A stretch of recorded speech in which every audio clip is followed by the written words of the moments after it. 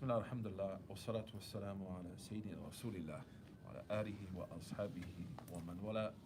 اللهم لك الحمد كما تحب وترضى، ونستعين بك استعانة من يعلم أن ليس له رب سواك، ونصلي ونسلم على من بعثته رحمة وجعله إماما صلى الله عليه وسلم وعلى آله وأصحابه أجمعين. So it's actually my fault because I thought that the program that started last week was going to be like a series. So I told everybody Thursday halak has finished. So forgive me for the mistake, subhanallah. Um, but we've been reading from the Hikam of Imam Ibn Ata'Allah. And as we said before, the Hikam is a set of advices that are meant to help us increase our awareness of Allah subhanahu wa ta'ala. And specifically, as I heard from one of my teachers, this book was written really just to give a person the explanation of la hawla wa la quwwata illa billah, right? Which is to say nothing happens and there's no power except with Allah. Prophet sallallahu alaihi wasallam, he said to Abu Musa al-Ash'ari, Ala adulluk ala kanza min kunuz al-jannah. He said to Sayyidina Abu Musa, he said to him, shall I not show you a treasure from paradise? He said, yeah. He said, say la hawla wa la quwwata illa billah. Say this statement, that there's no how, nothing happens, and there's no strength except by Allah subhanahu wa ta'ala. Another narration of Prophet sallallahu alaihi wasallam, he said that, to say that is the most beloved thing to me, sallallahu alaihi wasallam. So the book actually is really just an attempt to capture that entire statement. Unfortunately, it's kind of translated in a way that reduces the magnanimity of its meaning. So we last time we met in the park, it was a little bit warmer than it is now, and we noted that the first 15 hikam, the first hikam is the plural of hikmah. Everybody knows hikmat, right? Wisdom. So this is the plural, like kalima, kalim. Kalima is a word, kalim means kalimat, words. So wisdoms.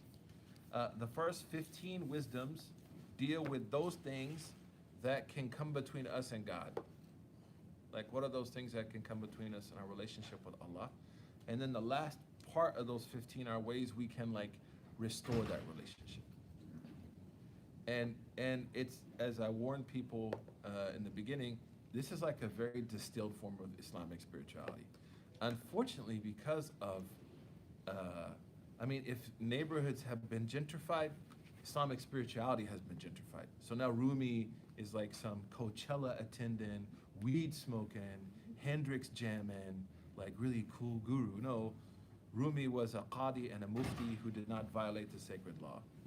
I would say a good 90% of the stuff in Barnes & Noble that has Rumi's name on it, you would probably find more Rumi if you bought the Rumi turkey. There's no Rumi in that, man. In fact, one of our teachers, he's a specialist in Persian and Rumi, Dr. Akram, he did a lecture in England on Rumi, and he was the authentic Rumi. So he wanted to go through the textual criticism of things that are in Amazon and Barnes and Noble and stuff, Rumi and weed. It's heck was Rumi? Rumi wasn't getting blazed, man. And then so he went through it. And as the lecture continued, you noticed the unbleaching of the audience. I say it with respect, that crowd left.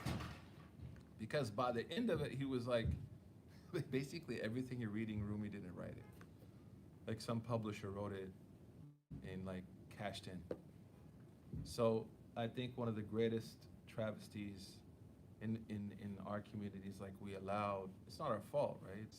We've been through hell and back, but these kind of people to be taken away and then reformatted and reconstructed and represented in a way that there's an article that was out a year ago, I think, in The Guardian, Rumi without Islam.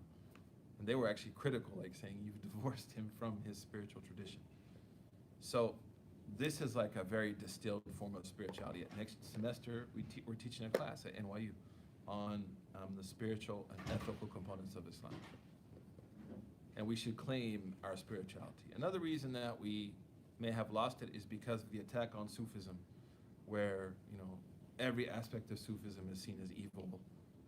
And this was, of course, pushed largely by the Saudi state, right, to justify massacring Muslims 300 years ago in Ta'if in Medina. People should do history and research, like very similar to what's happening now to the Ikhwan, Muslim Brotherhood, right? In Egypt, the Muslim Brotherhood are now equated to like the plague. So you can kill them, right? You can't kill them, just like they don't agree with how you see Islam. And so even within the Sunni community, there is shifting of how we look at Sufism. And then we've all run into weird Sufis.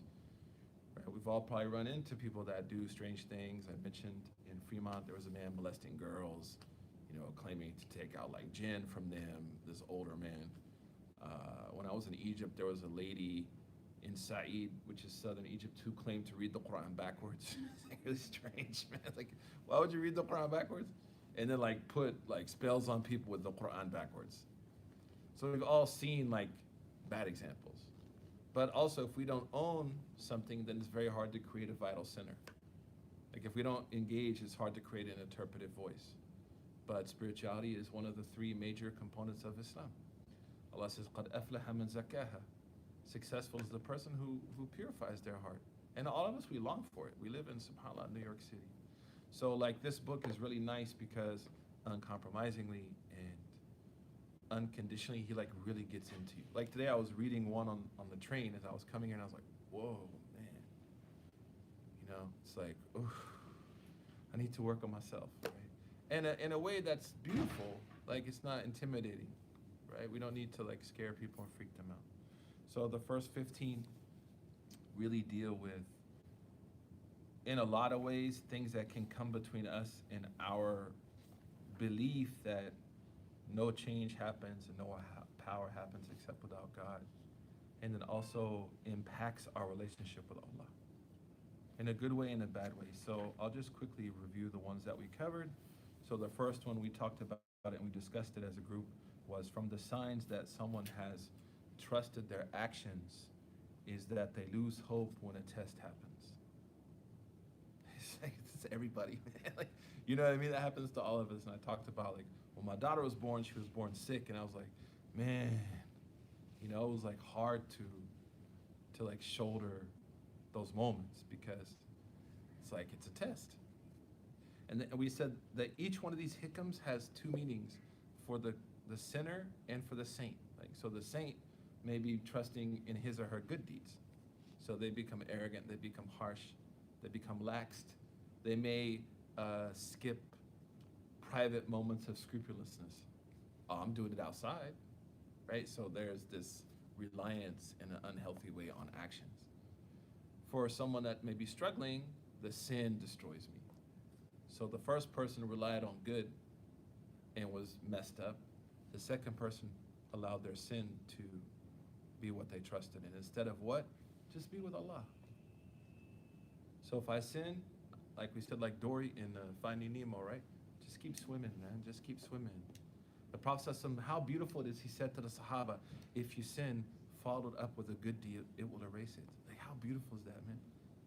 He didn't say, like, if you sin, you're done, yo. But sometimes in the community, people make mistakes. We're not talking about now physical abuse. That's a whole nother level. We're talking about our personal, like, sins that we fall into, right? Followed up with a good deed. On the other side, if someone is doing righteousness and they allow that righteousness to like justify mistreating people or looking down on people, right? Then they've forgotten what's the purpose of the whole thing, man. So what I like about the Hikam is they force us to address our core values. Like, who the heck am I? If I was on a package, what would be my ingredients? So we're gonna take like 2 minutes. Ask yourself right now, if you were a box in Costco, if I was a box in Costco, and there were like the ingredients, what would your ingredients be? It tells us a lot about ourselves. That tells us our core values. So the Hikam forces us to think about ourselves, which is something we don't like to do. So let's take like a few minutes. Just think introspectively, what are my ingredients? So I can say, mine is I'm a very emotional person. I'm from the Bedo of America. I'm from Oklahoma. We're very like, we're Tornado Alley. We're used to being like really emotional. So that's something I should work on.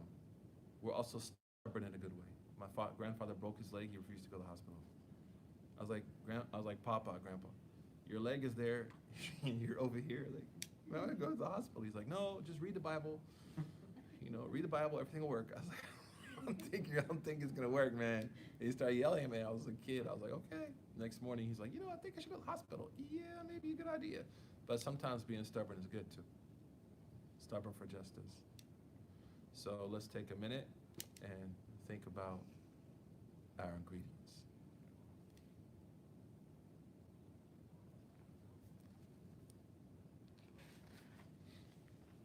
That's a good question.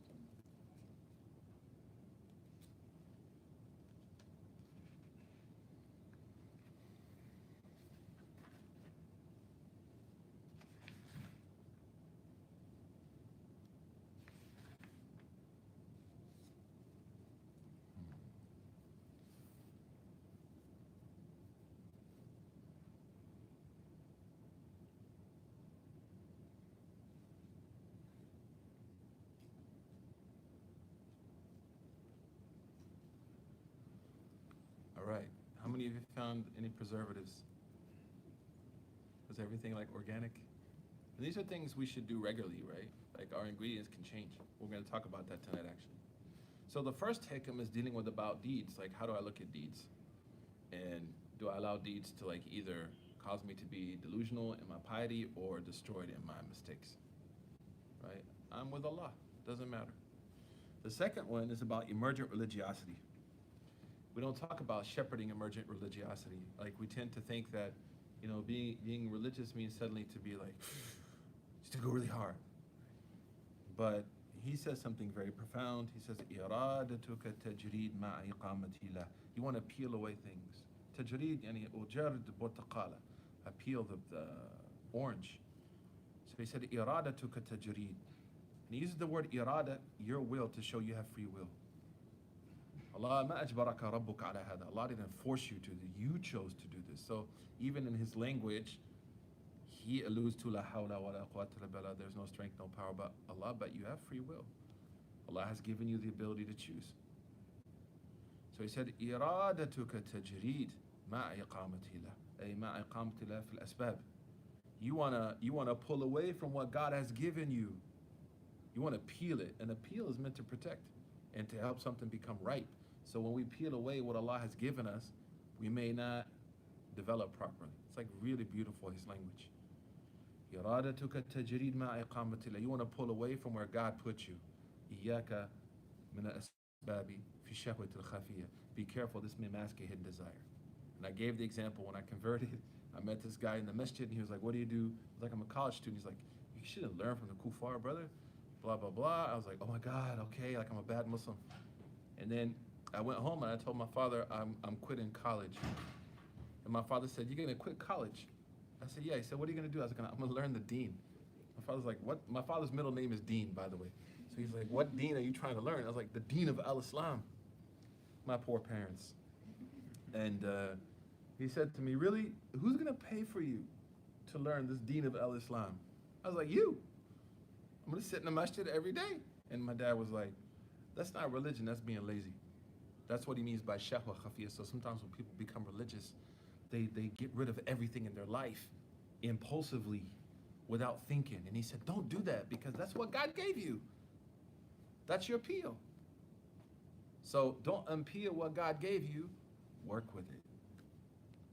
So, I think especially for like emergent religiosity, something we don't even think about in a ministry, like how do you minister to emergent religiosity?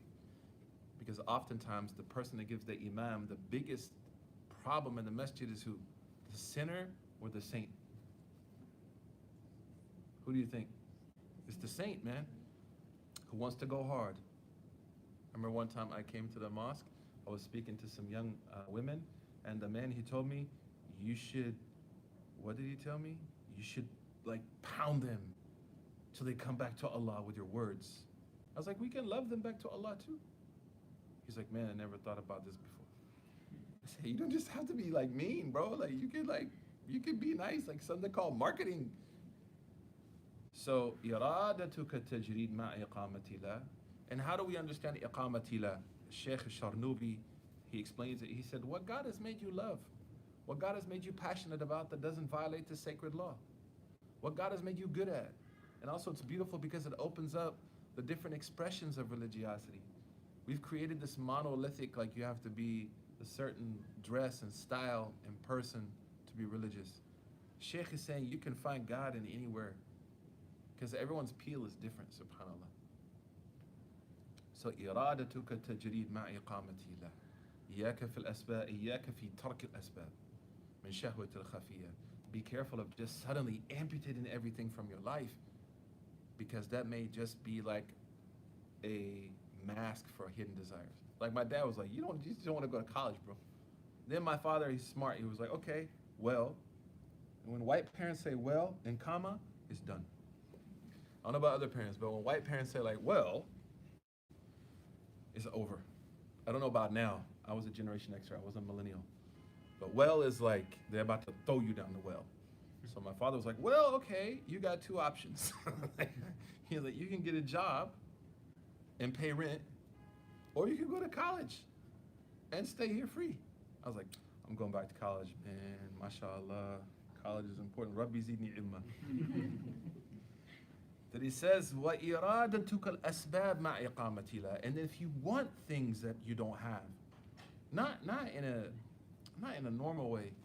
I gave the example when I was in Egypt and I was almost finished with my studies. I saw this film about what 30-year-olds are doing in America.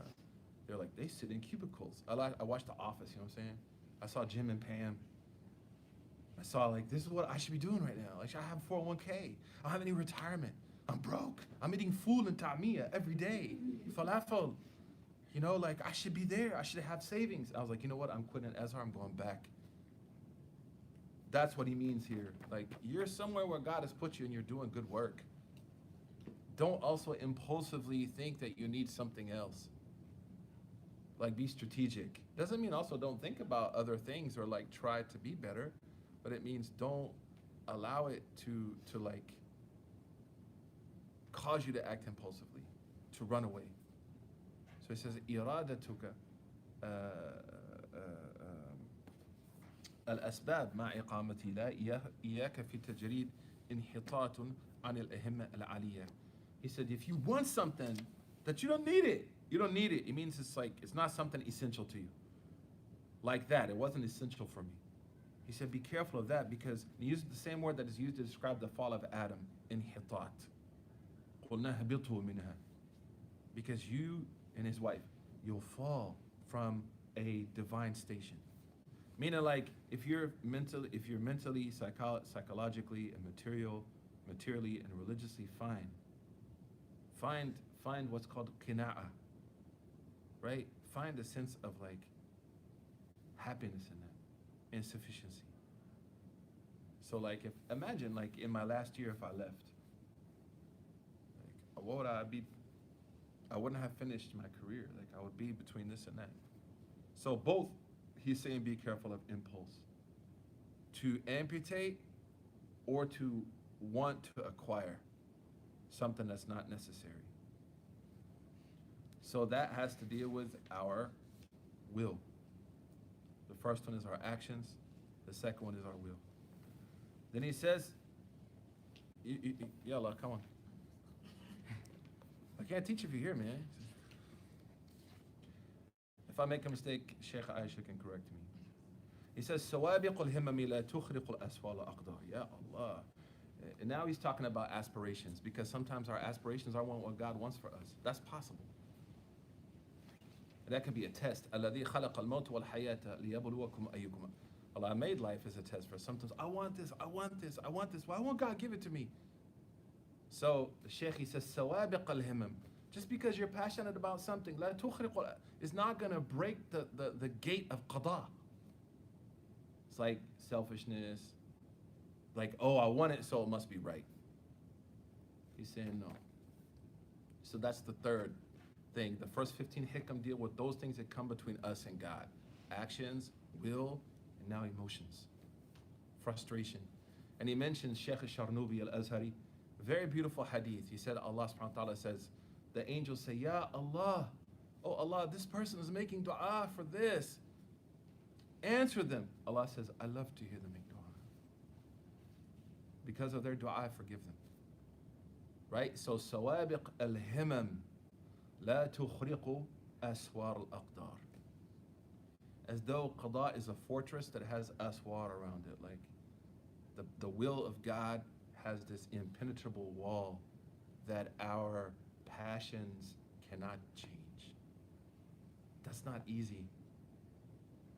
Like, think about how Musa and Harun felt when, like, idhaba ila Fir'aun. Like, of all the things that they wanted to do at that moment, was it to go to Fir'aun? Inna nakhafa, we're scared.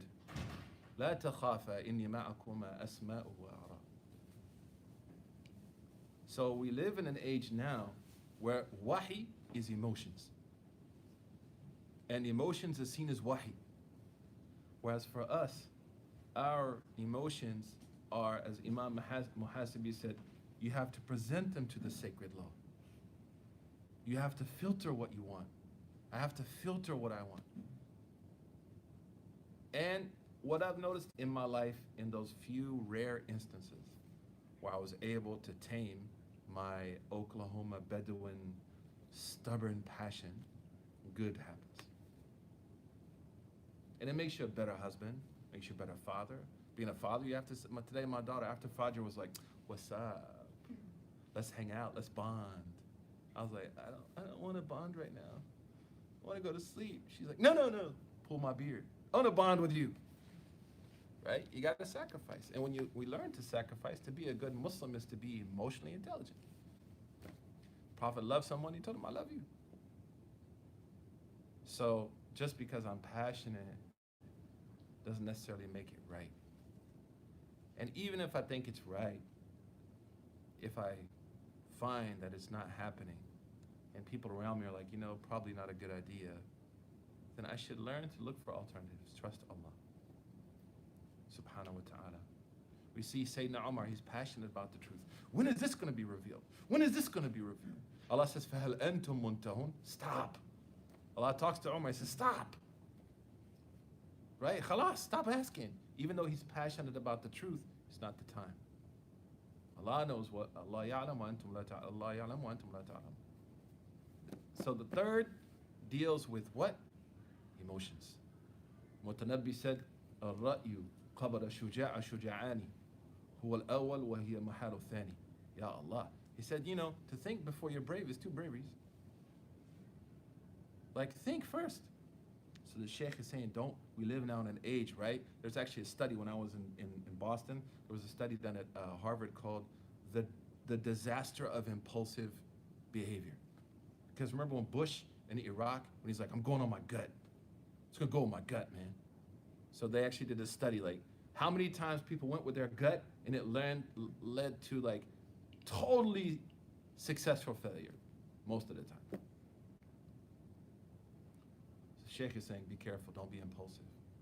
So the first deals with actions, second deals with emergent religiosity, and the third now deals with our emotions, our passions. Because I know some people weren't here, so I just want to go quickly. Oh man. Then he says the fourth, أرح نفسك من التدبير. Stop thinking about the past. أرح نفسك, يعني give yourself a break. Sometimes that's why the Prophet said, "Law opens up what? If this, if that." For strategy, it's okay. But like to the point where it starts to haunt me and create anxiety, or I'm like, if I'd have done this, this wouldn't have happened, and this wouldn't have happened. Now you became qadir.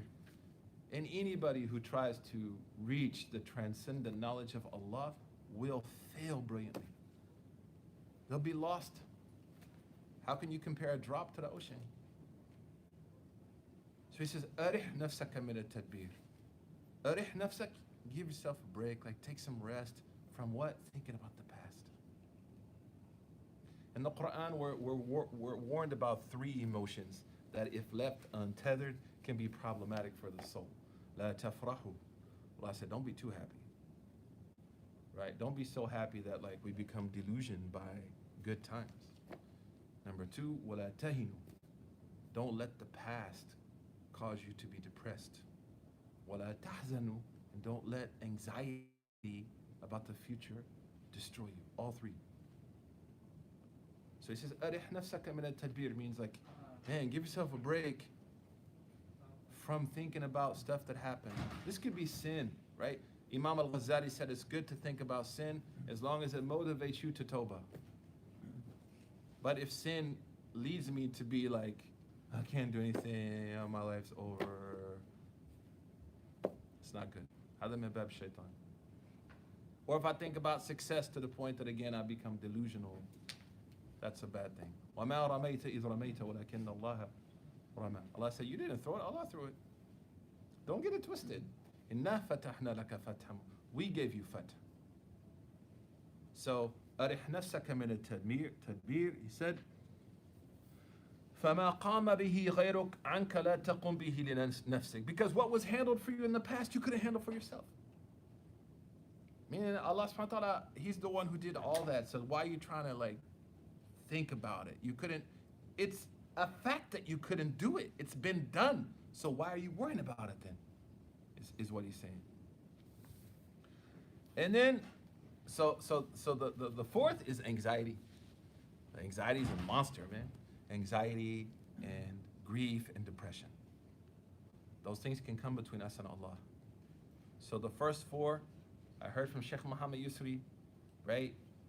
Deeds, emergent religiosity. The third was what? Emotions, passions. And then this one, the fourth, anxiety, depression.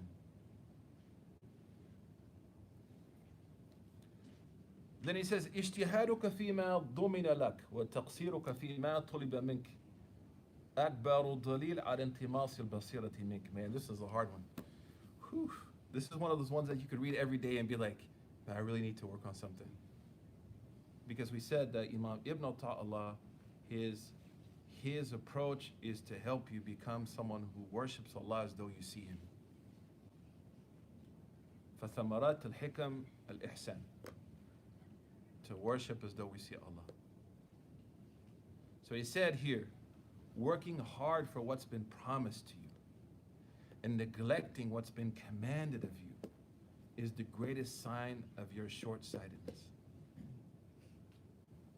or your blindness. What he means by working hard for what's guaranteed you is your rizq. وَمَا مِن دَابَّةٍ فِي الْأَرْضِ إِلَّا عَلَى اللَّهِ رِزْقُهَا. But some people, when they hear this one, because it's funny, and the way he words it sometimes is to create like, huh? You know? Usually when I say this one, always someone will be like, does that mean like we should work hard? But if you invert it, no one ever says it like, neglecting, if you say neglecting hereafter, people don't get upset about it. But they get upset when you say, like, you're working too hard. No one says, I'm working too hard for the half. They never invert it. So, تَقْصِيرُكَ فِيمَا ضُمِنَ لَكَ اجتهادك فيما ضمن لك. Exerting all your effort in what's been guaranteed for you. وَتَقْصِيرُكَ فِيمَا طُلِبَ مِنْكَ أَكْبَرُ دَلِيلٍ عَلَى انطماس البصيرة منك. But neglecting what's been commanded, what you've been ordered to do, is the greatest sign of your short-sightedness. Sheikh Abdul Majid al-Sharnubi, Allah yarhamhu, he died in 1923. He said something funny. He said, if you think about it, it becomes clear what he's trying to say. He didn't say, تَقْصِيرُ فِي مَا دُمِنَ لَكَ وَاجْتِهَادُ فِي مَا طُلِبَ مِنْكَ. He didn't say, you should neglect dunya and exert effort for akhirah. He said, you exert effort for dunya, but you neglect the akhirah. He said, what should be in our mind is, اجتهادي فيما دُمِنَ لي واجتهادي فيما طلب مني. So I should work hard for both. She said many people, they read this, they misunderstand it. Okay, I'm going to quit my job. But didn't you just warn us about getting rid of asbab? Wasn't that the second one? When he said, you know, إِرَادَتُكَ تَجْرِيد مَعْ إِقَامَةِ اللَّهِ. You want to peel away what God has given you. So keep that. But marry that with working hard for the hereafter. رَبَّنَا آتِنَا فِي الدُّنْيا حَسَنَةً وَفِي الْآخِرَةِ حَسَنَةً. So what he's saying is, alhamdulillah, be successful. Do what you got to do. Imam Shafi said, إِن كُنْتَ مَشْغُولًا بِالْبَصَلَ لَا أَفَكِّرْ فِي مَسْأَلَةٍ. Shafi said, if I'm thinking about onions, I can't teach. And كنت أفكر في sweet green. لا أفكر في sweet green في الجنة. Right? If I can't, you know, bring sweet green home, it's expensive salad. I'm not going to think about the sweet green in Jannah. So he means balance. So the right way would be اجتهادك فيما دُمِنَ لك. Because we believe in taking asbab. We believe we have to work hard. Maryam experienced the greatest pains humanly known. Is childbirth. وَخُذِّي إِلَيْكِ بِجِذِعِ النَّخْلَةِ. Allah told her, shake a tree. Man, I saw my baby being born. This is funny. I said, you got this, baby, you got this. She said, I don't need this right now. My wife, I don't need this right now. I said, I'm your coach. I'm your personal trainer. Get some mountain climber. She's like, I just need to breathe. Go away. I was like, oh Allah, sahila. No, don't make dua. Go over there and make dua. Right? Because it's painful, man. Where's the epidural? You know, no epidural, alhamdulillah. But you know, it's always like, I'm not going to get epidural. And then like, a few hours later, his sister be like, what? What's the fatwa on epidural? Because it's very painful. God bless our mothers. Wahman ala wahmin. So how in the world is a woman going to shake a tree? I mean, Maryam didn't have epidural, alayhi salam. And then she's told, shake a tree. Why? Akhdhu bil asbab. You have to try, even though she couldn't do it. Fadri bi'asaka al-hajar. Allah told Sayyidina Musa, hit the rock with your staff. Water doesn't come from a rock, you hit it with a staff, but you have to do something. When Sayyidina Isa comes back in the authentic hadith, he'll land at the minaret and walk down. He won't float all the way to the earth. I heard from one sheikh from Hyderabad, Sheikh Muhammad Yunus rahimahullah.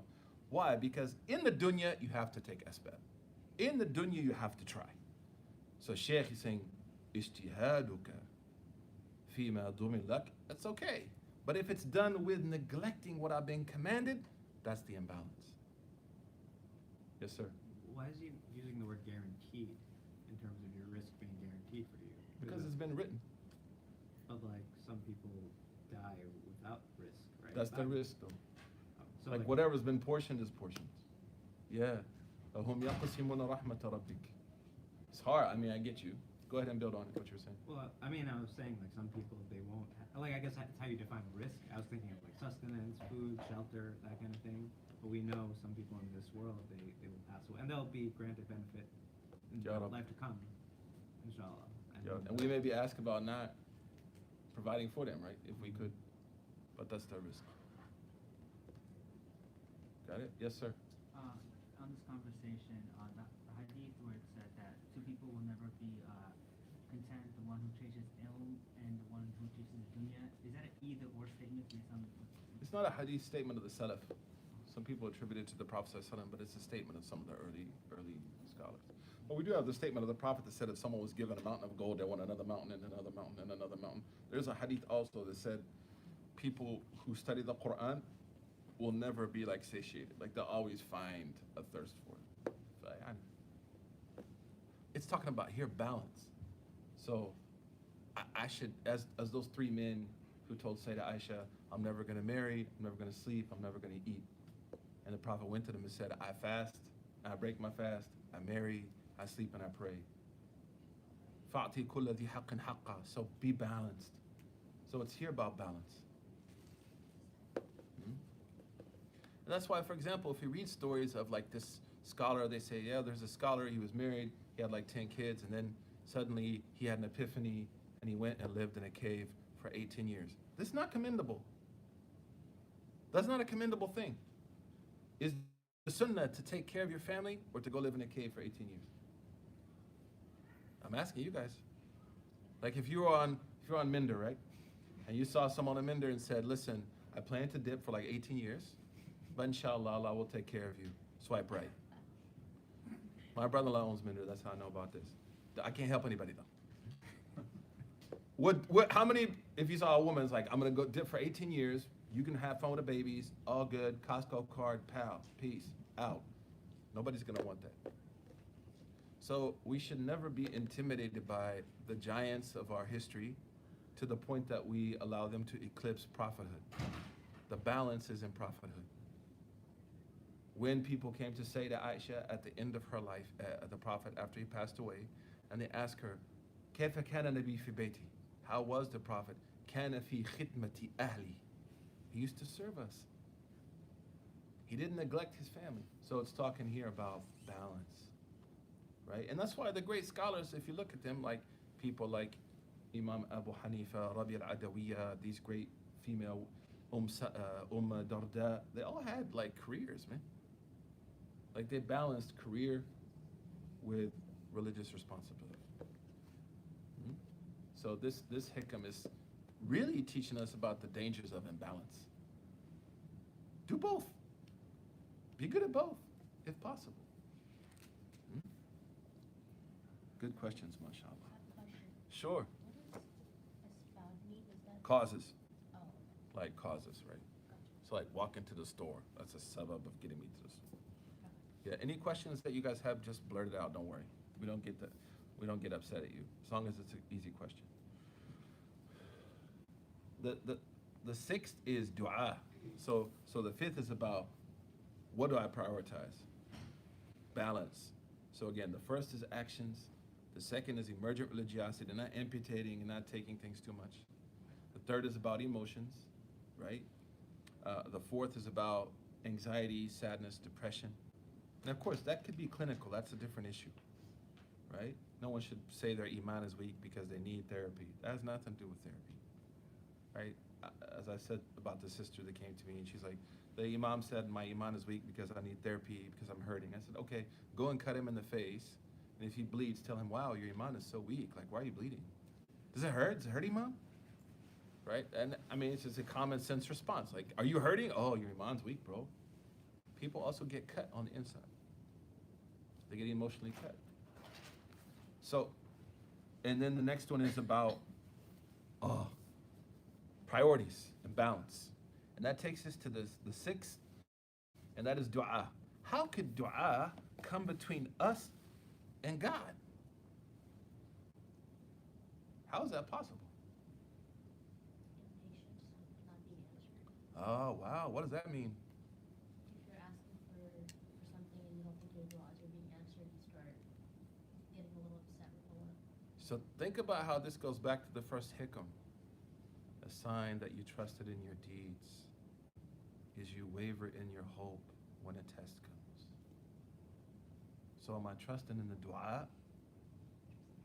Or do I see my relationship with God as strictly utilitarian? I prayed, I want it. What kind of religion would that be? Like that's like the kind of the what's this new kind of Christian, the prosperity gospel, right?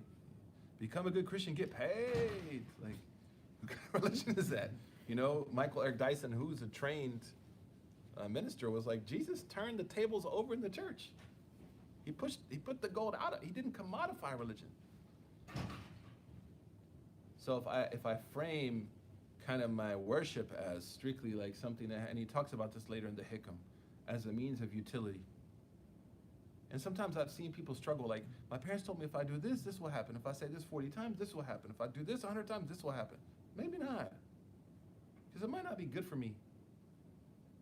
So dua can be a test for people when it's not answered.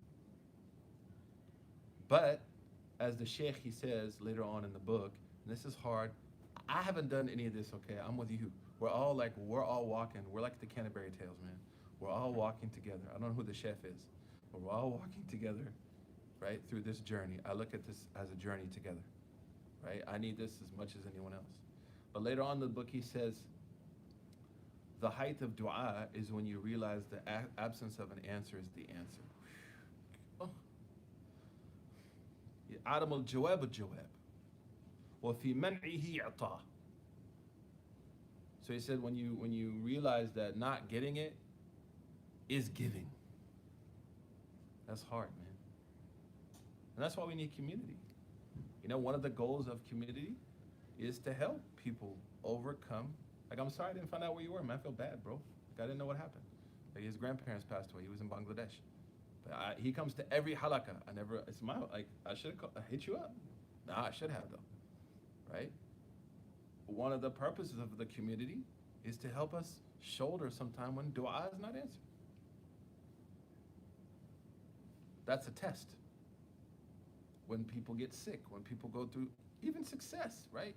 We don't even celebrate our high school graduates in our mosques, man. College graduates. People get new positions and jobs, right? How do we blend that into our faith?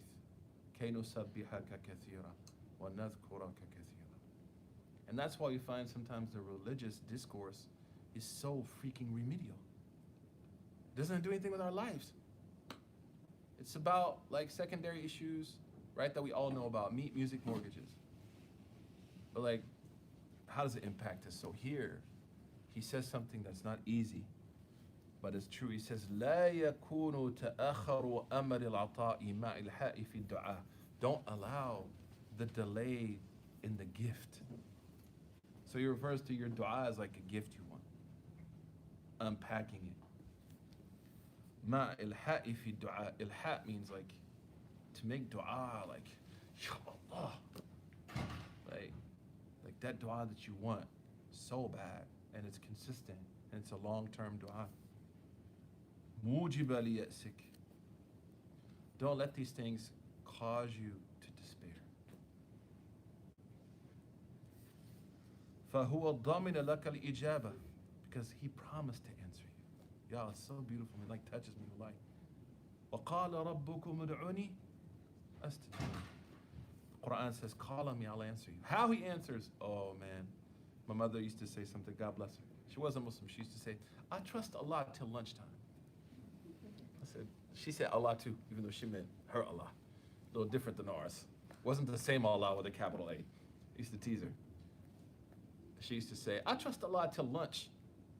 I said, why? She said, baby, I'm ready to give it to him, but by 11 o'clock, I'm like, I need it back. It's not really working out the way I wanted. You know, I like that vulnerability. So what he's saying here is, don't allow تأخر أمر العطاء, the delay in the gift. ما الحاء في الدعاء, even though you've just like made so much dua, you poured your heart out, because every breath and every letter and every tear of that dua may get you into Jannah. That could be the gift. The Prophet ﷺ said that the face which is touched by the tears out of reverence for Allah, the fire won't burn that face. SubhanAllah, look how much water is needed to put out these fires. But a tear for the love of Allah can put out the fire of hell. So he's like, don't worry. Don't get caught up in the action. Stay focused on the one that's going to give it to you. It's not easy. I'm not saying I get frustrated like everyone else. Mujib al-yasik. Don't let that cause you despair. فَهُوَ الضَّامِنُ لَكَ الْإِجَابَةِ, because God promised to answer you. فِيمَا يَخْتَارُهُ لَكَ, in what He chose for you. لَا فِيمَا تَخْتَارُهُ لِنَفْسِكَ, not what you chose for yourself. The best example is the mom of Maryam. She made nadhr. In Sunni Islam, nadhr is not commendable. Like, oh Allah, if you do this, I'll do this. Because then you got to do it, and you're stuck like Chuck. And my experience is most people don't do it. They come like, do I really have to do it? You kind of, sort of. Or you can fast for a long time. Oh no, I'm going to do it then. Okay. And then you ask them, what was the nadhr? It's like, I was going to climb Mount Everest in some ship or something. It's like, in some sandals. Like, why did you make this crazy nadhr, man? But in her time, nadhr was allowed. فَلَمَّا, she said, إِنِّي نَذَرْتُ لَكَ مَا فِي بَطْنِي مُحَرَّرًا. Oh Allah, I vow to you, I dedicate to you what's in my womb. فَتَقَبَّلْ مِنِّي, so accept it from me. If you make it as a boy. She wanted to have a boy. Why? Not for patriarchy. She wanted to have a boy. I want to have a girl. I have 2 girls. It's amazing, mashallah. Girls are like butter, man. Just, alhamdulillah. And boys are good too. They're like margarine. So, no, I'm just messing with you. They both have a special, awesome role to play. Yeah. But she made this oath. فَلَمَّا وَضَعْتَهَا قَالَتْ رَبِّي إِنِّي وَضَعْتُهَا أُنْثَى. And when she gave birth, she's like, it's a girl. وَاللَّهُ أَعْلَمُ بِمَا وَضَعَتْ. There's two qira'ah here. One is, Allah knows what she gave birth to. This is the qira'ah everyone reads here probably, Hafs and Asim. وَاللَّهُ أَعْلَمُ بِمَا وَضَعَتْ. But the qira'ah of Imam Shu'bah from Sayyidina Imam Asim, وَاللَّهُ أَعْلَمُ بِمَا وَضَعْتُ أَدَبًا مَعَ قَضَاءِ اللَّهِ. The meaning changes. The other one is, Allah knows best what she gave birth to, like praising the girl. Like, it's amazing what she gave birth to. It's incredible. But the other way of reading it, that I just read, that we don't read, is she suddenly blurts out, Allah knows best what I gave birth to. Like, I trust Allah. Like, I'm good with the dua, yo. The dua wasn't wanted, but I'm good.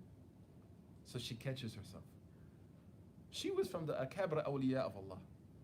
And still, she struggled to translate the meaning of what? So don't kill yourself, man. It happens. So she says, Wallahu a'lamu bima wada'tu wa laysa dhakaru kal unta wa inni sammaytuha Maryam. And she said in a praising way, girls and boys aren't the same. Like, they both have something to do. They both have a great honorable role. So I'm going to name her Maryam. Maryam bimana amatullah, the servant of Allah. But here we see her adab with dua. Because when فَلَمَّا وَضَعْتَهَا قَالَتْ رَبِّي إِنِّي وَضَعْتُهَا أُنْثَى وَاللَّهُ أَعْلَمُ بِمَا وَضَعْتُ. And notice, if you understand Arabic, she didn't say biman wada'tu. She said bima. Man is used for people. Ma is used for something awesome. Like, what? That's the meaning of it. Like in English, say, what? That's ma. Wallahu a'lamu bima wada'tu. That's why the qari should know balagha. So that when they read the Quran in Taraweeh, like, they shouldn't read this part like, Wallahu a'lamu bima wada'tu wa laysa dhakaru kal unta wa inni sammaytuha. What the heck are you reading, man? It's not like a Shakespearean tragedy. She's in love with Allah's ma'rifah. That's transcend her ma'rifah. وَلَيْسَ ذَكَرُ كَالْأُنْثَى وَإِنِّي سَمَّيْتُهَا مَرْيَمَ. Allah says, فَأَنْبَتَهَا نَبَاتًا حَسَنًا. And her dua, Maryam is like a seed, this is Arabic, that grows beautifully because of her dua. The point is, her dua wasn't what she wanted, and she has adab with it. And she's like, mashallah, none of us like the mother of Maryam. But still, she struggles to translate the meaning of providence. That's normal. That's normal. So he said, don't let that mujiba liyatsik fahuwa dhamina laka al-ijaba fi ma yakhtaruhu lak, in the way he chose for you. La fi ma yakhtaruhu li nafsik, not the way you chose for yourself. Thank God. Have you ever thought about stuff you made dua for and you're like, oh my God, I'm glad it didn't work out. Because if it did, I would be in trouble. Rahmatan min Allah. وَفِي الْوَقْتِ الَّذِي يُرِيد, in a time he chose. لَا فِي وَقْتِ الَّذِي تُرِيد, not in the time you chose. Not in the time you want. So dua. And I think that's where we stopped. No, there's one more. And that is, even sometimes if you read things in religious texts, it's like, if you do this, this will happen. You know, we believe in theology, it doesn't mean it has to happen.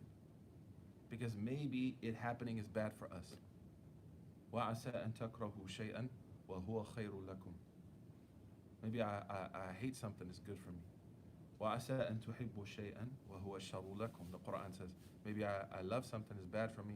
وَاللَّهُ يَعْلَمُ وَأَنْتُمْ لَا تَعْلَمُونَ. Allah knows, you to know. So sometimes people are like, I did this. This is the utility, the relationship of utility. I did this, I did this, I did this, I did this. Isn't it supposed to happen? So the Shaykh, he says, لا يشككنك في الوعد عدم الوقوع الموعود. Don't let the absence of the promise occurring cause you to lose hope in the one who promised it to you.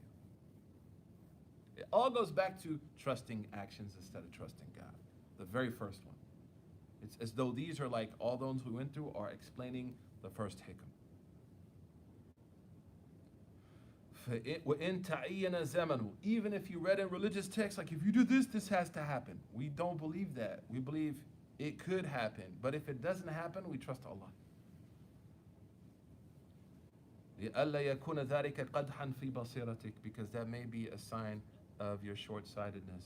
And why he always says short-sightedness? Because the hereafter is, you got to see. وَإِخْمَادًا لِنُورِ سَرِيرَتِكَ, and that there's a blemish in the secret between you and Allah. Then there's actually one more, sorry. Everybody okay? Because we have to get to one that we haven't covered. But I think people never came before, so I don't want them to be like, what the heck? Because it's super distilled. But I'm not going to do this again. I'll tell them, go watch the reruns. So, what are those tests? Actions, emergent religiosity, passion, right? The fourth was priorities. The fifth was dua, anxiety, dua, and things that are supposed to happen, like this utility relationship. That's the last one. And then here's the final one before we get to something new. And that is tests, trials. The Prophet said, "Man yurid Allah bi khayrin yusibhu min." Who Allah wants good for, test him. Such a hard hadith, man. That doesn't mean if you're not tested, you're a bad person, right? It's always like some nice, Wallahi, brother, I haven't been tested in years. Like, alhamdulillah, don't worry, inshallah. He says, إِذَا فَتَحَ لَكَ وِجْهَةً مِنَ التَّعَرُّفِ فَلَا تُبَارِ مَعَهَا إِنْ قَلَّ عَمَلُكَ.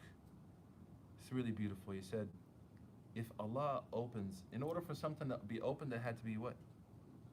So that means you didn't have the ability to open it. So Allah fataha lak.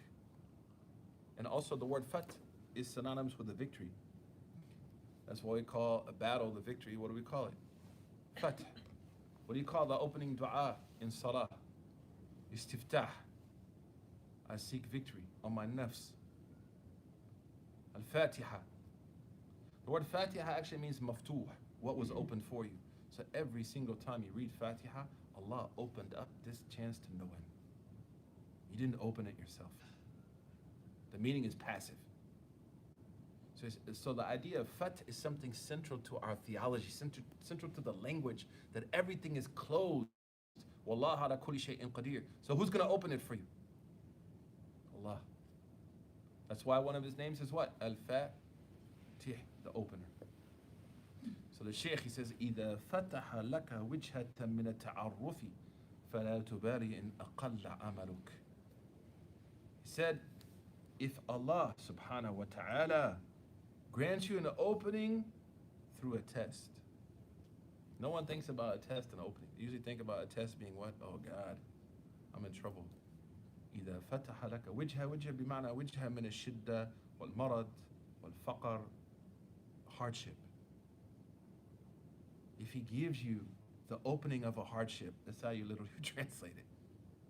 Because we believe hardship is an opportunity. I think I told you a story. When I was in Boston, the chaplain, she came to me from Brigham Hospital. She's like, do Muslims fake it? I was like, I don't know what that means. Like, yeah, do Muslims fake it? I was like, I don't understand. She's like, yeah, because the way that you guys take trauma, are you acting? Like, no, she meant like the resolve that Muslims have. It's like, I've never seen any religious community. Like, we really need to be careful of like Stockholm Syndrome, post-colonial hangover. Like Muslims, we hate ourselves sometimes. Why do we hate ourselves? Because we see each other through a post-colonial lens, or the lens of white supremacy, where we should emancipate ourselves from that. And when you get into the, like this parent stopped me, I was on a trip, she's like, can I ask you a question? Because like my daughter follows you on Instagram. Like, here's her name. I was like, you can find her on Instagram? It's really awkward, man. I was like, no, I have a imam-client relationship. She's like, what are the questions they ask you? I was like, what do you mean? What are the questions? Because my daughter follows me too. So maybe we'll uncover something together. She's like, is it really bad? Right? Like, why do we see ourselves that way? Then I asked her, tell me about your daughter. Her daughter's almost a Rhodes Scholar, man. So like, I don't think your daughter is like a bad person. I mean, it takes a lot of discipline to be a Rhodes Scholar. Obviously, you're not just smart and you become a Rhodes Scholar, right? You gotta have some kind of bona fides to ball on that court. And she's like, yeah, but like, what's the most common question they ask you? I was like, do you really want to know? She's like, yeah. I was like, how to get close to Allah? That's the most common question. The second question is, I'm the victim of abuse in my home. I don't know what to do. I didn't tell her that part. The third is eyebrows. Wallahi, I didn't know anything about this eyebrow business, man, until I started asking questions, man. It's a whole, hey, I'm in the wrong business. Waxing, threading, I learned about concealer, bronzer. I don't think we should be, anyways. I don't see issues with these things, man. Because, it's like, say to Aisha later, a woman asked her, can I shave my eyebrows for my husband? She said, idfa al-fitna. Do it, push fitna away from you. You know what I mean? Ibn Abbas said, I like to be in shape and look good for my spouse like I want her to be. It's like common sense, man. Anybody gonna come home looking like Bert and Ernie, man? Like out of shape. My wife just had the baby. She came home. She said, what happened to you? I said, empathy eating. I ate all those Uber Eats with you at night. She's like, well, the baby's gone now. You need to go back to the gym. It's like, oh, man, all right. That's natural, right? We appreciate beauty. We need to be careful of the construction of beauty, though. That got everybody looking like white women. No disrespect. I'm white. I can say it, right? But, like, beauty is not just one, like, global culture that's pushed on people. You know what I'm trying to say? That's where there's concerns for these kind of things. But if I meet a woman or man is like in their middle ages and they're worried about whatever, I'm like, just handle your business, man. Just don't come out, like looking like Mickey Rourke, man. Like, don't go crazy. Hadi Montage, don't look like that. Little Kim, don't come out looking like Little Kim, right? Be who you were, because some people, that stuff can be a problem. But this is not taghyir. Taghyir in the Quran, فَيُغَيِّرُونَ خَلْقَ اللَّهِ, means like if I got a new ear. Like I got 3 ears now, dude. But that's called tajmeel. Farq bain al-tajmeel wa taghyir. There's a difference of fuqaha on this, right? Takmeel is like, I want to maintain my youthful look, man. For a number of reasons. I don't see a problem with that. But if I'm going to get another ear on my head, or trying to look like Zayn Malik or something, and I'm not gonna look like Zayn Malik, and he ain't gonna look like me, that's a problem. The construction of beauty and we need to appreciate that the beauty industry is a capitalist enterprise. It is about creating insecurity to create money. So people need to be like careful, right? But I'm not upset at people doing that kind of stuff. I know because the hadith of Abdullah bin Mas'ud, the people quote, you have a lot of different understandings of that hadith, of course. The dominant opinion is absolutely no. But the Hanabila, they allow women to shape her eyebrows. It's in their madhab. It's mu'tamid in their madhab. And all the madhabs say if you got, who's the guy, the Lakers? Anthony Davis. If you got Anthony Davis growing, Michael Dukakis from the 80s, man, all the madhabs say you can handle that, bro. Because that's a problem. Fire hazard, you know what I'm saying? He said, إِذَا فَتَحَ لَكَ وِجْهَةً مِنَ, I'm talking about myself. إِذَا فَتَحَ لَكَ وِجْهَةً مِنَ التَّعَرُّفِ, if you go through a hardship or a test, فَلَا تُبَارِ مَعَهَا إِنْ أَقَلَّ عَمَلُكَ. Don't let it destroy you if your actions decrease. It's very nice, right? So if you're going through hard times, you're not able to maintain the same level of religious practice that you were before, do not let that depress you. It's very beautiful. Especially we share with like older people, like Ramadan. Like we should do some kind of like recognition of sick people. Like we love you, you're with us, your niyyah has made you part of the community. You talk to people, they feel like terrified. Can I eat in front of you? Say, all right, man, the angels make dua for me in the hadith. So he's saying if Allah has exposed you to knowing Him through tests and trials, and during that process your deeds slip, don't let it bring you down. The Prophet sallallahu alaihi wasallam, there's two really, really beautiful narrations about this that I'll share with you. First is Hadith Qudsi, إِذَا ابْتَلَيْتُ عَبْدِي الْمُؤْمِنِ You know, Allah says, if I've tested a believing servant of mine, He said, you know, and that person maintains their resilience as best they can. Doesn't mean they're perfect, but they maintain like the mother of Maryam, right? He said, أبدلته لحما خيرا من لحمي ودما خيرا من دمي. Like, I will give them skin better than the skin they have, and blood better than the blood. Like, I will replace all these things with what's better for them. And also the statement of the Prophet sallallahu alaihi wasallam, which also, mashallah, is so nice. For a person who's ill and not able to maintain their worship, or even busy, as some scholars mentioned, Allah says, "Uktubu li'abdi ma kana ya'malu sahihan muqiman." Right? He will say to the angels, record the actions of this person like they're healthy and like they're not traveling. Because their niyyah, innama al-amalu. So we tell people, at least those people who can't fast and people that can't continue, at least do the niyyah. Niyyatul mu'min khayru min amali. Prophet said the niyyah is better than, that means like legitimately they're kept from it. Right? And this hikam continues, فَإِنَّهُ مَا فَتَحَ لَكَ إِلَّا هُوَ يُرِيدُ أَن يَتَعَرَّفَ إِلَيْكَ. Ya Allah. He said the only reason Allah opened this test for you is because He wanted you to know Him. So like when I see I'm incapable, I realize Allah is the powerful. I only have Allah to turn to. So the reason that the test happened is to allow you to have an intimate relationship with Him.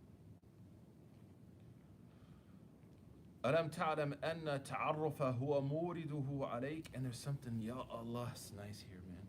Because it sounds kind of like God is selfish stuff for like if we don't explain it. But that's not what is there. It's something very different. He said, aren't you aware that like the way that this is happening is Allah's will for you? Like this is what God planned for you. وَالْأَعْمَالَ أَنْتَ مُهْدِيهَا إِلَيْهِ. And your actions are simply like a gift. Like it's like a sign that you've been guided and you're giving this gift. وَأَيْنَمَا تُهْدِيهِ إِلَيْهِ مِمَّا هُوَ مُورِدُهُ عَلَيْكَ. And where is your gift compared to His will? What he means is hard to translate. Is if I pray once, right? And you think about all the hadith about being ill and being sick, may God protect us, I'm good. I'm just saying, or having to go through hardship. What's the reward for resilience in the Quran? In Surah Zumar, the 39th chapter of the Quran, 47, man. Legs get tired. What is the reward for resilience in the Quran? إِنَّمَا يُوَفَّى الصَّابِرُونَ أَجْرَهُم بِغَيْرِ حِسَابٍ. Infinite reward. Allah says, I'm going to reward people of resilience in an infinite way. But the reward for like one act of worship is written. Salah is what? 7 to 10 to 20 to 700 times. So what the Shaykh is saying is, don't let this bother you, because the reward of your resilience is infinite compared to the actions you would have been doing anyways. So Allah loved you, is what He's trying to say. The test is a means to be known that Allah cares for you, because He has just given you a light year advance in your hasanat that you would have never been able to achieve on your own. See what He's trying to say here? It's not, it's like, I'm good, I'll do it on my own. I'm saying, like, but if it happens, it happens, right? I shouldn't want it. So He's saying, embrace if you're in that situation, and this is more for those people that are already in that place. Don't let it get you down. And sometimes we've all been with people that have been sick or ill, like, does God hate me? A lot of the opposite, man. You're clocking freaking Bitcoin Hassan now, bro. That's what He's saying. And we'll take one more, and we're gonna ask you guys to reflect on it, and then we're gonna stop. And the next time we'll just pick up from here. And this is the 9th. And this deals with surroundings. So the first was actions. The second was amputating things or taking things. Third was my emotions, in the sense of my himma, not my passions. Just because I'm passionate doesn't make it right. In marriage, I can say that, you know, I'm not a marriage guru, but if I just acted on my passion, I'll destroy my marriage. In friendships, if it's just what I want to do, what kind of friend am I? But a good relationship is like pottery, right? You work it. You navigate back and forth, find like commonality. Alhamdulillah. Same thing with parenting. The next was anxiety, depression, stress. Then after that was dua.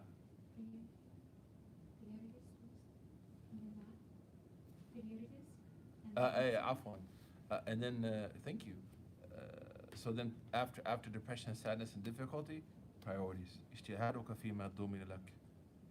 Right, working hard for what's been promised and neglecting what's been commanded is a sign of your short-sightedness. So having that balance. أولويات. Imam Sidi Ahmed Zaruq, he said, تقديم الأهم على المهم شأن الصادقين في كل شيء. He said, you know, having priorities and knowing what's really important compared to what's secondarily important is the sign of the awliya in everything they do. فَتَقْدِيمَ الْأَهَمْ عَلَى الْمُهِمْ. Everyone has things that are important to them. What's really important? So knowing what's really important. So last night I came home, you know, I haven't seen my baby in a few weeks. Wife's home. I'm like, yo, man, did the Celtics win? For me, that's important. It's not really important, but for me, because the greatest team in history, you know, we know what the Knicks are, Zubala, you know, but then I was like, it's gonna sound stupid, right? I was like, man, this is not important at all, right? So a sign also that I'm given what needs to be prioritized, is my life usually runs smoothly. Because it's not about what's priority just for me. That's the priority of an animal. But the priority of the believer is to think about like those around me, to limit pain, to think about others. Then after that was dua. And then is test, sickness, loss. The next things that can impact our relationship with Allah is our environment. Who we hang around with. What kind of things go in our minds? What kind of things do we watch? You know, 2 years ago when I was here, there's this brother. It's strange. He's a freshman. That happens. And he was like, I'm just angry. I don't know. I'm so angry. I'm so aggressive. I said, why? He said, I don't know. It's like some kind of spiritual crisis. So I said to him, how did you spend the majority of your Saturday? He's like, playing Fortnite. How many hours? He's like, man, I played for 18 hours. That's a bunch of marathons, bro. And then I said, and then how did you spend Sunday? He's like, MMA, man, I was watching MMA all day. So I'm like, so you spend Saturday dressed up as a bunny, shooting John Wick. That will make anybody angry. John Wick shooting bunnies. Don't get me wrong, I play some Fortnite, but not for 18 hours. My son made me look so bad. And then MMA, I don't have a problem with it. Don't ask this question, but if people want to watch MMA, that's their personal business. If they want to train and not get paid and hit people in the face, okay. And he was like, yeah, man, you think it was what I was like around me? I was like, I mean, if you had been listening to like Yusuf Islam Nasheeds, bro, and like making thicker in the masjid, I don't think you'd be so mad at the world and like hanging out with your mom or something. Here the sheikh, he says, تنوع أجناس الأفعال. Sheikh, he said, the different types of actions. It's hard to translate this in English. لتنوع واردة الأحوال. Allah. He said, like, the quality and the different types of actions that you do are a reflection of the different type of ahwal you're involved in. What goes into your mind and to your heart is going to be translated into the type of things you do. And that means three things. What do I consume intellectually and at an entertainment level? I'm not saying like, of course we all, entertainments, like leisure now became like a part of American life, right? Globalized world, because leisure, chilling and kicking it is linked to like money. People make money when the infinite screen was created to keep us like constantly there. Right? The marketing that's involved. When you get on Facebook, how many thousands of engineers are against you? We all have to balance these things. So don't like freak out, like throw your phone away. Remember the second one. Yaradatu katajri. No, take it easy. Right? But I need to be careful what goes in me, man. Number two, the type of people I hang around with all the time. I always tell people don't like hang out with like uber religious people because as Imam Deputy Muhammad said beautifully, they're too drunk on religious wine, man. They can't function. Like it's true. We've all been around people who may be so religious that it like, God bless them, man. That's what Allah made. I had a teacher one time in Egypt. I bought him basbousa. It's like a sweet. I gave him basbousa. He's like, I don't have a refrigerator. Yeah, and that's what I did. I was like, you don't have a refrigerator, man? I'll buy you a refrigerator. He's like, no. I might die tomorrow morning. So I don't refrigerate anything. I was like, I got a big refrigerator in my garage with a freezer in the basement. I got like nuclear weapons surviving food in my storage. And you don't have a refrigerator. He's like, you're supposed to live like you ain't gonna see the morning and live like you ain't gonna see evening. And I was like, yo, I respect you, bro, but I cannot swim in that current. Like, because I don't like also we make fun of religious people. I don't like that. That's how Allah made them, right? And a lot of times just because we can't do it. And maybe we can do things like he told me, it's like, I don't like to talk to people. I'm not good at that. You do that. So it's like a different situation. But I remember thinking to myself like, what the heck?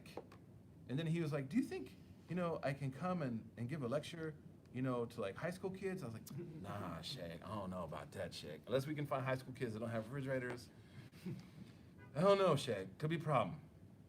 Right? And then that's just how he is. So, تنوعت أجناس الأفعال لتنوع أجناس الأحوال. His ahwal is different. People he's around are different. But in a way that I don't want to be around people also that like maybe their religiosity doesn't, as long as they're doing, I'm not talking about anything that compromises the fard, right? Everyone has to do the obligations. But people do obligations differently sometimes. Like Sheikh, he's taking it. You don't have a fridge. Like, well, like, he got mad at me. I was like, you gotta have the basbousa, man. He's like, I don't eat sweets because the dunya is not sweet. I was like, oh my God, man. Give me the basbousa, man. Like, I got no problem, alhamdulillah, right? And the Prophet likes sweets. Just saying, sweet meat from Yemen. So, but at the same time, I'm not gonna tell him, oh, Prophet likes sweet meat, blah, blah, blah. I was like, mashallah, man, Allah made him like his good brother, alhamdulillah, ma salama. That's his life. I don't know him like that. Like, I can't just intervene. But I don't know if that's like that may be counterproductive for me. Like if I start judging myself because I don't have a refrigerator, I'm gonna get like depressed. So Imam Muhammad, rahimahullah, when he said that some people may be too drunk with religious wine, he means it as a metaphor, right? That their faculties may be compromised. They might not be able to drive your car. So within the areas of the fard, it's perfectly acceptable for me to find people that I can fit in with, that I can grow with. Like if you've ever worked out with people in the gym, like I can't stand working out with like muscle heads, man. Even though some of them are my relatives, because I'm just like, dude, I'm not trying to squat 1,000 pounds. It's like, come on, man, we'll squat 1,000 pounds, have some pre-workout. I'm like, I just had some chai, you know what I'm saying? I just have some tea. Like, I don't want to squat 1,000 pounds, but I'm still gonna work out, but I'm not squatting 1,000 pounds. So that's the point. We should, before people jump to conclusions about Imam Muhammad, what he said, oh, wine is a metaphor. So within the ahwal, sometimes you hear people give lectures. You should find people who's like perfect and like, mashallah, they don't have refrigerators and, alhamdulillah, and you get depressed. Like, I don't have, my friends are not like, and then also some of us have friends that without us, where would they be? The third thing when he talks about ahwal is family. And we'll unpack that one in the future. Any personal thoughts or questions as we finish, inshallah. Yes, sir. Just on the last point, isn't it potentially problematic that we tend to associate religiosity with this level of, I guess, asceticism or seclusion, when in reality, religiosity should be about balance, right? Absolutely. But I think the terminology has been kind of co-opted by thinking like the most religious person is the one who denies himself the most, but that's not necessarily. You know, we have an axiom in Islamic law. We're going to talk about next spring. We do usul al-fiqh that the personal decision of a pious person in going the extra mile, not in the fard, is not a fatwa. Like, he or she cannot say everyone else has to do this. So, like, God bless him. He didn't tell me not to have a refrigerator. You know what I'm trying to say? But if he were to write online and say, everyone cannot have refrigerators because they're going to go to hell, they don't. If they do, that's not correct. You're absolutely right. Point of view of not having a refrigerator, he gives a valid reason, okay, but what's the valid? His thing is like, I might die tomorrow. I don't want to waste. I was like, Sheikh, this deep, Sheikh. He's like, can you come tomorrow? I was like, I don't know, Sheikh. Like, I think I'll come. I used to go to him twice a week because it was like, I read the Quran to him. He's Muhammad Jibril's brother, Sheikh Sayyid Jibril, right? This is not this is a massive qari. But he's just like, we would go to the mosque and people knew who he was. And he was like, he would wear the thobe of the people from the village, man. He's the opposite of his brother, like in suits and stuff. He's in like the simple fallahun. And they would be like, oh my God, it's Sayyid Jibril. And he'd tell me, we're not going back to this mosque again. I'm worried I didn't come for the right reasons. That's incredible, man. Like, I'm like, man, that's amazing. I can't do it. That's amazing, though. Like, I respect it. Respect him. I don't have to. So, again, and even in our historical kind of understandings, right? We've created a very myopic vision of who's religious.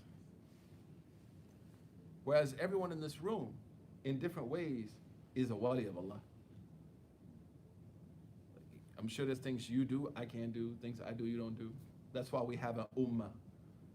Because all of us are like drops of the ocean of the Prophet, so we all need each drop to make the ocean. Puzzle pieces. So yeah, especially with young kids in school, we need to give them like realistic, stories, man, that they can relate to. So yes, sir. On basis of that story, how are we supposed to have conduct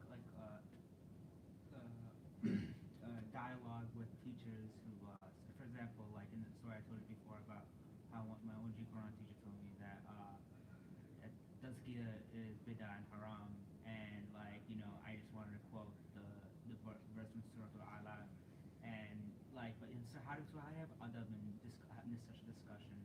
I mean, first of all, adab, everyone knows what adab means. Adab is like character, how we act. And sometimes people say, like, for example, let's say you ask me a question that I'm uncomfortable with. And I was like, you don't have adab. That I don't have adab. It's not, you don't have adab, I don't have adab, right? Because I'm becoming insecure. Whereas I should be like, I don't know. You know what I'm saying? So, first of all, adab, I think we should be very careful. It's very hurtful. I feel it mutes people. Like, you don't have adab. Like, what if I don't know what adab is? When that man came to Sayyidina Muhammad and put his turban on his neck and pulled him, he said, A'tini zakat. Did the Prophet say, learn adab? He said, give him zakat. Because the Prophet knew sometimes you got to carry people's pain. Sometimes you got to carry people's ignorance. Sometimes you got to carry, I don't know. I got to carry my own ignorance. So I don't, how many narrations of the Prophet do we have where he said to the Sahaba, Adib nafsak, have adab? To the point that the Prophet said, Yastahi an-Nabi, the Prophet is shy to tell you to act different than this. Wallahu la yastahi min al-haq. But Allah is not shy. So the Prophet as a teacher, think about spiritual abuse and how we frame spiritual abuse, right? He's even shy to tell them to have adab. Sallallahu alayhi wa sallam. So I think we need to be careful. Number two is like, if somebody is telling you that tazkiyah is not from Islam, it's in the Quran. Just say like, Sheikh, you could ask them, what do you mean by tazkiyah? Maybe he has a strange idea in his mind, right?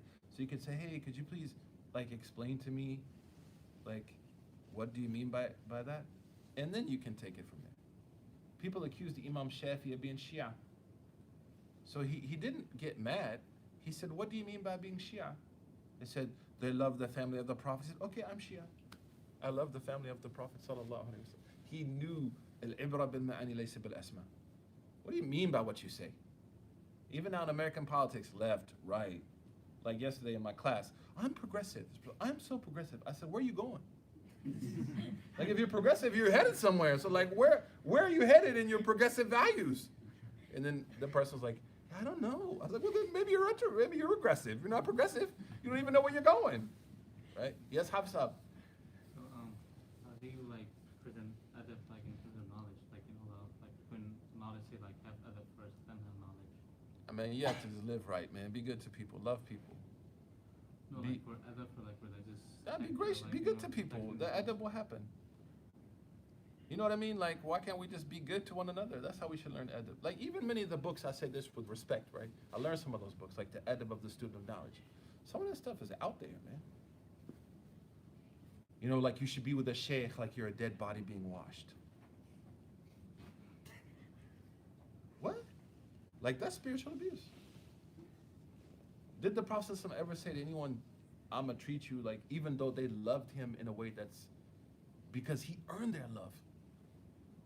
So my problem with some of the ways that this stuff is being taught is like, you have to respect me because I'm something that you don't even know. Like if I said, I'm Ezhari, I don't even know what that means. The other night, what's Ijazah? I don't even know what Ijazah is. So we're expecting, that was great. I learned from that, right? Like I failed you that night, right? If I'm talking about something that nobody knows, then they should respect me for that? What is it? Then they don't really respect you. But like, what about when someone's fathers die? You're there in the front row at the janazah. What about the sister can call you and say, my father just beat me up, and Imam Khalid will go and pick her up from her house and take her to a shelter. That's learning adab. Or if Imam Khalid said, respect me, O sisters, I'm Imam Khalid. Which one's more impactful? Or the sister who calls and says, I just got promoted at Revlon, can you guys come to this thing? Even though like I'm not big into cosmetics and stuff, right? I worry about some of that stuff, but you still go. Because it's not about the cosmetics, it's about her, man, about celebrating her moment. She's not like, I want to break down cosmetics and she's like, I got a good job, dude. I'm taking care of my parents in Palestine, bro. So you got to be able to like, that's how we teach people adab. I have a problem. You should pack something. We expect people to learn adab from books. Or learn adab from being together, loving each other, putting each up with others' crap. So I just said that story. Putting up with each other. But it's true, right? You gotta learn how to live with each other. Let's be honest, man. Those madrasas, did they really prepare us how to love the Muslims? No. Did they teach us like how to think like psychologically about people and to care about them? But then we expect people to love us and we don't know how to love them? Doesn't make sense. Last night when Imam Khalid said, I love all of you, I said, wow, man, it's beautiful. He's like, I love all of you. I never heard Imam say that to people. I love you? He said, I love all of you. I said, even me? You know what I mean? Like, it's beautiful, right? May Allah make that sincere and bless it, right? But in those madrasas, and they're good, what should we get from a madrasa? Foundational knowledge. Should we get emotional aptitude? No. How do our teachers treat us? How did your Quran teacher teach you? I know in the language of my teacher, every cuss word. I know stupid, dummy, and ignorant. So what did I learn? Like if you guys came and I was like, y'all are stupid, dumb, ignorant, there'd be a blog post about me tomorrow. As there should be. So I think we need to be very careful too, right? And that doesn't mean all, like my teacher from synagogue was amazing, mashallah. I had one Quran teacher, oh my God, Jub Koro Khabardar. I know that stuff, man, right? And I used to be scared. I was like, I'm just a new Muslim. I don't even know how to read Arabic. He's like, that's not an excuse. Sit down. Yes, I know Quran. He had a stick. I was like, I'm a grown man. You hit me with that stick, I'm gonna knock you out. I'm just like, I'm a grown man. You know what I'm saying? You're not gonna hit me with a stick, dude. And we had one brother, this is a true story. He went to the madrasa and got into an assault issue with the teacher. He assaulted the teacher. Because the teacher hit him, and he was like, Oh, hell no. Took off his kufi, you know what I'm saying? Took off the kufi and clocked him. God bless him for doing it. So do we learn how to be caring people in those situations, bro? Not necessarily. So maybe that will allow us then to say, okay, you went to Azhar, you went to Medina, you went to this place, but then what did you work on as far as like, what's your attitude towards women like? Do you see women as a fitna? Maybe not, maybe you don't need to be the imam here, bro. Do you see young men as a problem, backwards, good for nothing? Is that how you see young men? I don't think you should be our imam. Right? So there has to also be like an emotional aptitude that comes with that. And I think that's why the chaplaincy programs are good. Right? Chaplaincy programs give people the counseling and the psychological kind of grammar to care. Prophet loved people. When he hated for Allah. When he loved for Allah. Any other questions before we have to make a move? Yes, sir. Again? 2 in a row? So like, Just joking. for people who like this, their knowledge and like, you know, that lack the emotional aptitude, like you just mentioned, so where do they get Chaplaincy that? programs. No, but like, Yeah. it's not, other countries, where do they get them from? I can't be responsible for other countries, man. I know it sounds bad, but in America, go to Harvard Seminary, right? There's places you can go, MDiv programs like at Harvard, Theological Seminary in Columbia, places so if we're hiring people, like let's forget about overseas right now, with respect. I'm from Oklahoma, I ain't from overseas. If I'm hiring an imam in America right now, I'm asking that question. What kind of emotional, psychological counseling courses have you taken? And they're like, how about you? Like, where are you at emotionally? Like, where are you? How do you deal with anger? Like, I wanna know. Then I'm probably gonna make them angry just to see. No, see, I'm gonna be like Charlemagne on the Breakfast Club. I'm gonna ask some kind of question and make him mad. No, seriously. Because that's gonna tell you a lot about a person. Because when we hire these people and we let them run around with our people, Allah will ask us, man, if we didn't do due diligence on that. So then maybe we could say, we really want to hire you. You're going to be a great imam, but we're going to pay for you to go and take some counseling classes. You're not going to be a counselor, though, for yourself, for your own emotional well-being. And then we want you to check in with a counselor at least twice a year. For you, not for them, to make sure you're okay. Because we know those jobs are not easy. You see things, you hear things, you see brutality, you see success. That can take a toll on. Inna laka fi nahari sabahan tawila. So let's make sure you are doing some yoga or whatever. Seriously, man. Whatever you need to do, and then also give these people days off, man. Most imams I know don't have a day off. So it's just like burned out, man. So when I say this, I'm not necessarily worried about you can counsel people. That's not happening. You don't have a license. The Prophet said, whoever acts as a physician and harms people, for huwa damin, he will be held accountable by God. This hadith is sahih.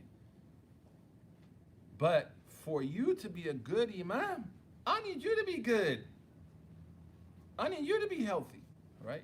Any dua requests or anything that we have before we go? Inshallah, everybody's okay? Doing well? Alhamdulillah? Good? How's life? Tamam? Rose? Everything's good? Ask Allah subhanahu wa ta'ala to bless all of you, inshallah. Usually this is only going to be 1 hour, but we just wanted to review because I didn't know we were going to keep doing this till today. Ask Allah to bless you, inshallah, to bless the rest of the week, inshallah, to accept us, to forgive us, to make us good people, you know, honest people of integrity. Wa sallallahu ala Sayyidina Muhammad. Assalamu alaikum wa rahmatullah. Next Tuesday, actually, we're going to be joining Sheikh Fayaz's halaqah together just for salawat. So we're going to join the Shia community together. Even though last night was a Mawlid, mashallah, but salawat is something we can do all the time, alhamdulillah. So salawat, every community makes salawat, alhamdulillah, except a few people, mashallah. So we're going to join together. There's going to be like food, not like, you know what I'm saying, not like rice and stuff, but like cupcakes, you know, cookies, protein bars, stuff like that, right? So if you can bring something, it'd be nice, right? Try to grab something that people can share. But next Tuesday, instead of having like just the individual halaqa, we'll all meet here at 6:30, I think, 6:30. Sheikh Faz starts 6:30? 7. And we'll just make salawat. We should start doing like once a month at least. Salawat, dua, adhkar, alhamdulillah, and to be together, alhamdulillah, as a ummah. Ask Allah an yu'alif bayna qulubina, inshallah. It's good to see you guys. Assalamu alaikum.